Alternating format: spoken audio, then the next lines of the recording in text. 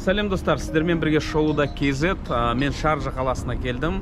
Осы Араб әмірліктерінде қазақ жігіті ашқан автокөлік базарының ішіндегі бір бутигына келдік. Бірден айтып өтейік, мінекей нөмірі 300-ші шоурум. Ерқасым деген жігіт, таныс болыңыздар. Ассалаумалейкум барлықтарыңызға, қазақ елі.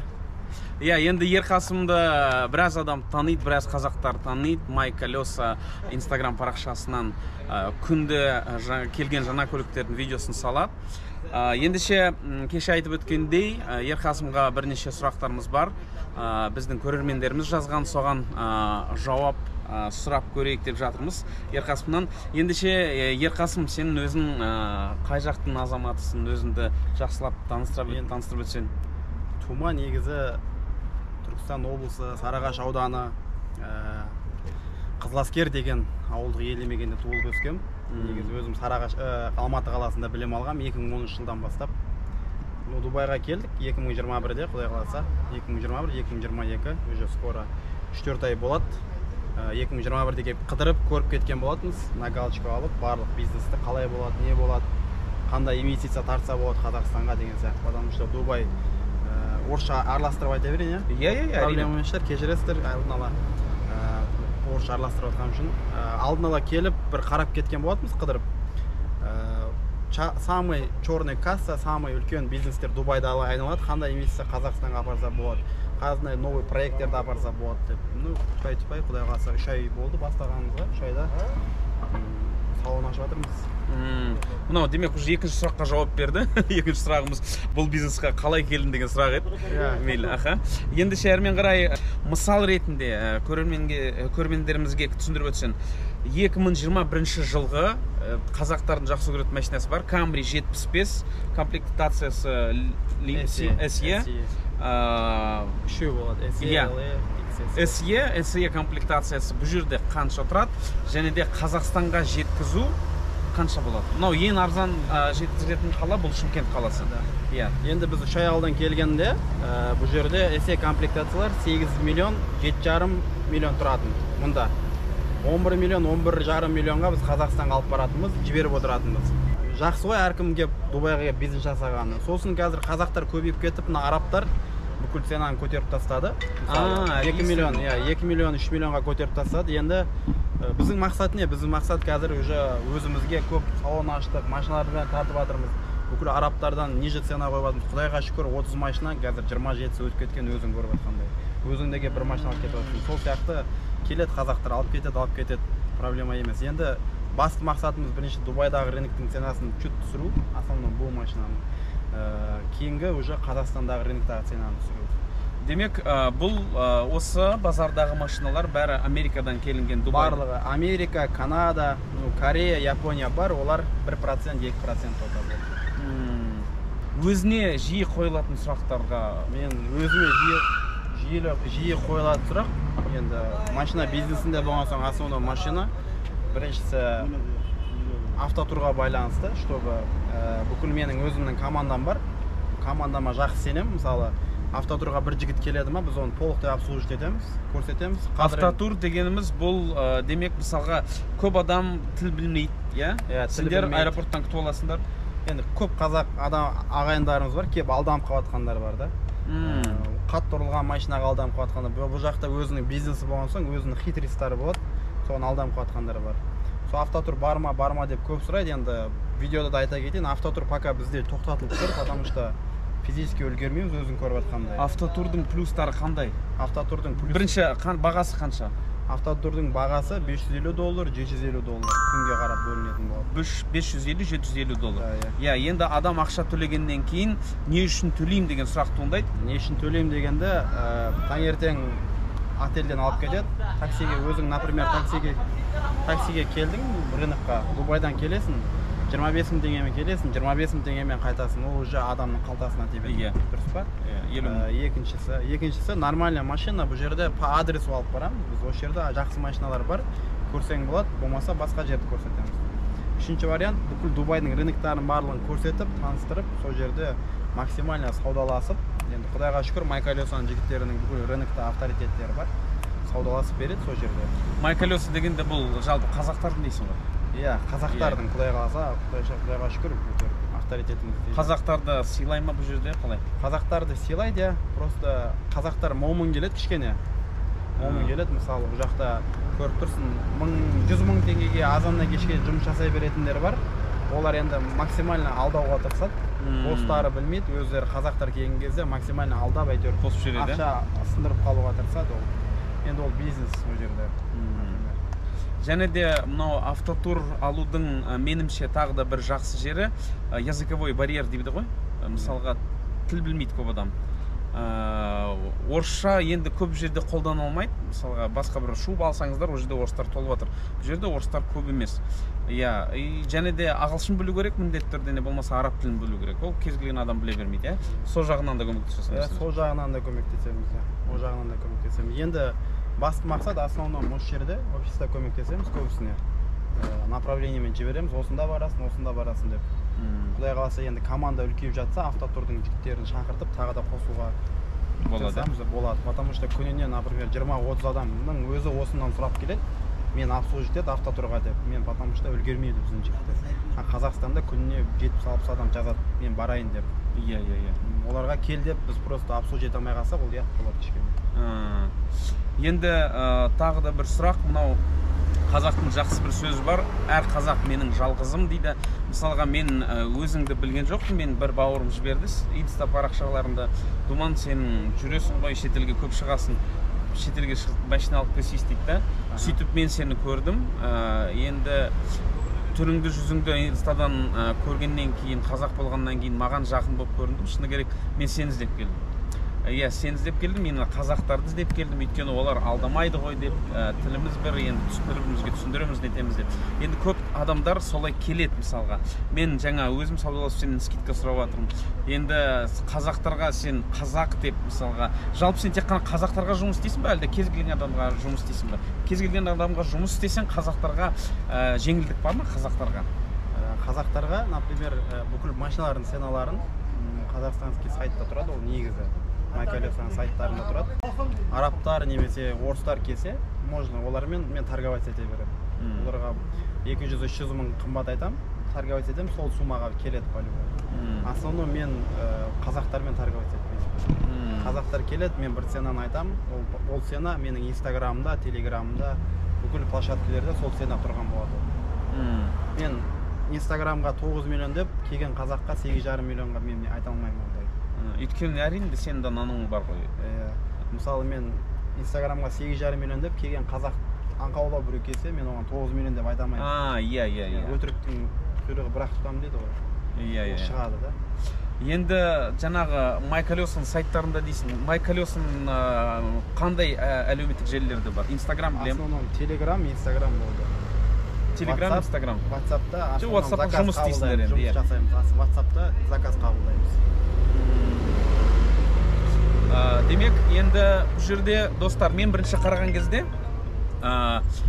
шыны керек бұл жерде машиналар бәрі жаңа деп ойлағам, бәрі күшті состояниесі. Енді келген адамды келіп көреді ғой оны. Бүкіл машиналар негізі бәрі ұрылған, бірақ оларының ішінде жақсы состояниялары бар, иә? Негізі сондай. Бірақ бұл жерде детейлингтен өтеді бәрі, жақсы қалпына келтіреді. Енді көбінесе алдыңғы несін? Ланжерон? Ланжерон. Телевизор. Иә, телевизор. Ең қиыны сол ғой, телевизор ланжеронға зақым келмеген. Көбінесе бампер кішкене, сырылған капот. В принципе, жөндеуде болады. Дубайда айрбагқа қарап теңдетіледі машина. Айрбаг ашылған ба, ашылмаған ба? Айрбаг ашылмаған болса, ол уже нормально соғып қалған деген сөз. Айрбаг ашылған болса, уже на рассмотрение аласың уже. Қалай ашылған, тексеріледі полностью. Айрбаг что-то ашылмаса, уже көресің, датчиктер не үшін ойнамаған, адам болған ба, болмаған ба деген. Вопрос көп бұл машинада, вопрос көп. Например, Дубайда детейлинг центр дамымаған вообще. Детейлинг жоқ. Костоправ, потом рынок. Костоправ, рынок болды. Детейлинг центр жоқ. Демек, бұл жерге Шымкенттің қазақтары керек, Шымкенттің өзбектері келіңдер, жұмыс бар. Құдай қаласа аш шақпа деп жатырмыз, планда бар. Иә, келесі сұрақ, келешекте қандай план жасап жатсыңдар? Өткенде Алматыға бардың, инвесторларды жинадың. Келешекте енді Құдай қаласа үлкен пока планда Қазақстанның 3 қаласында Майкалесаның үлкен рыногын ашсақ па деп жатырмыз. әрбір рынокта, автосалон әрбір рынокта 100-ден аса машина болады. Барлығы арзан бағада, Құдай қаласа. Бүкіл запчастардың барлығын арзанға кіргіземіз. Демек, Майкарға конкуренция боласыңдар? Конкурентсіз бизнес жүрмейді. Олар бізге конкурент болып, олар дамысын. Біз оларға конкурент болып, біз дамиық. Бизнес барлығына жетеді. Қызығы мен Дубайға келгенде, например, бұл жерде ешқандай командам жоқ еді. Мен әйеліммен тоқа келдім. Әйелім екеуміз тоқа бір бөлмені арендовать еттік. Кредитке тоқа. Мен кредит алдым да, келдім. Бір апта жүрдім, болмады. Последний кредит ақшаға машина, квартираға кіріп, сол жерден рынокқа келіп, әйтеуір машиналар тауып, жіберіп, сөйтіп. Ол бар болған үш ағай. Негізі бар болған үш ағай. Ең бизнесте важный нәрсе, если бизнес честный бизнес болса, адал бизнес болса, ол берекесін беріп қояды. Ашады барлығын. Сол сияқты ғой, если барлық кім адал жұмыс жасап жатыр, менің, например, бұл жерде Дубайдың өзінде конкуренттерім көп менің. Комментарийға жазады, кеп ұрсады, рыноктың қазақтар көбейтіп жібердің сен. Үлкен ағалар бар, келеді осылай, типа, аз сені айтпа деген сияқты. Біздің бизнес вообще жүрмей қалды. Олай айтқан ағалар да болды маған, сақалды ағалар да келді маған.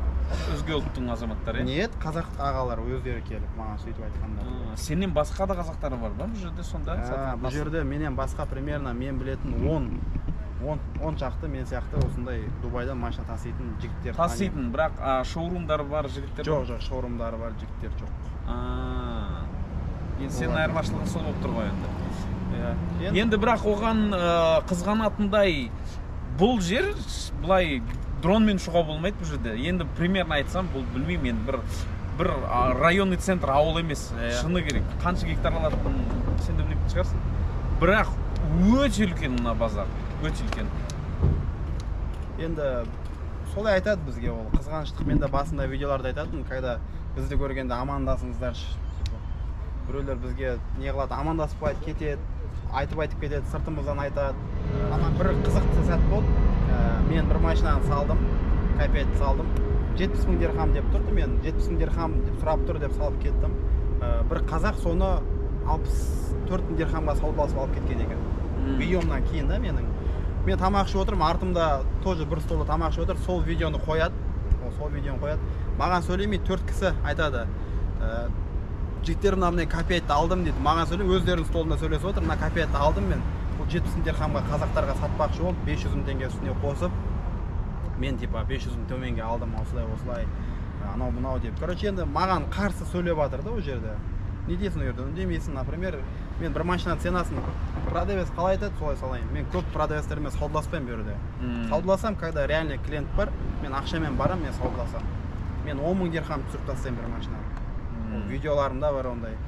Ондай қазақтар көп, мысалы, аяқтан шалатындар бар, үйтетіндер, бүйтетіндер, оларға енді көңіл бөлгім келмейді мен. Ауылдасымның ауыз сасық дейді ғой негізі. Сондай, иә. Жоқ, мен оларға көңіл бөлгім келмейді. Біздің командаға үйретіп қойған, мен командамда Алиби, Бағжан, Нұрдәулет, Мадияр деген 4 жігіт бар. 4-еуі де постоянно жұмыста, адал жігіттер. И 3 қыз бар, өзімнің әйелім, и дополнительно 2 қыз бар.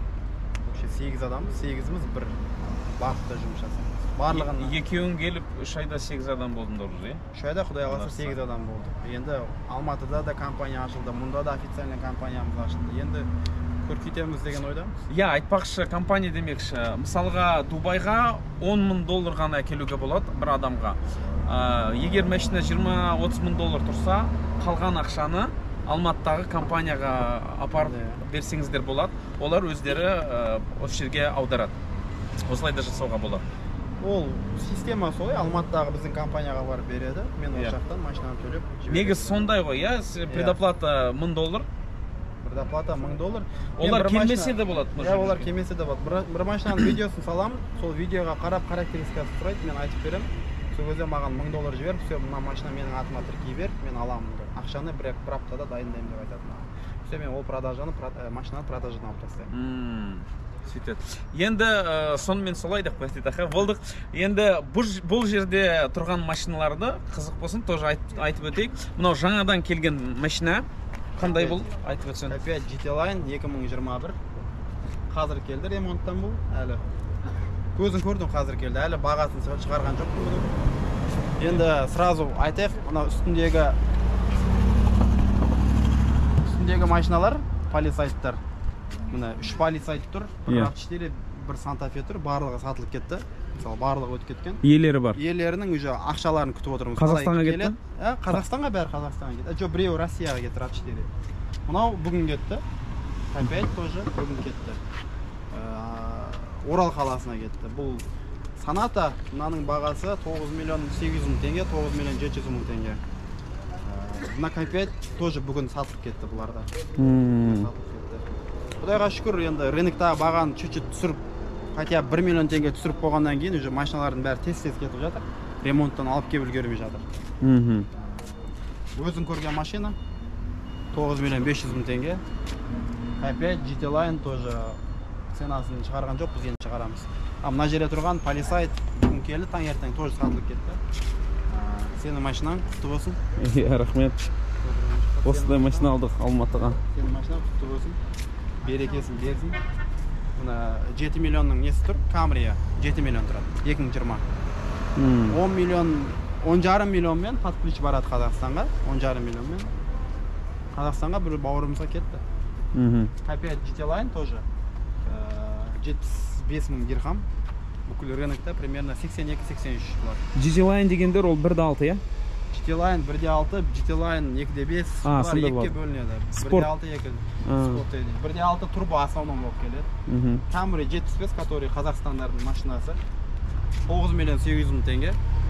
Рыноктағы 2022 бұл, 2022, таза 2022. Бұның рыноктағы бағалары примерно 11 миллион, 10,5 миллион сондай, 1 миллион теңге арзан. Мынау 9 миллион, ровно 9 миллион теңге. 9 миллион теңге, SE комплектация, бұл да 75, бірақ 2021. Бұл 12-13 миллионға под ключ барады, расходың бәрі. Қазақстанда 15 миллион үстінде. Бұл Santa Fe, который бұл да өтіп кетті. Қазақ ағайымыз өтіп кетті.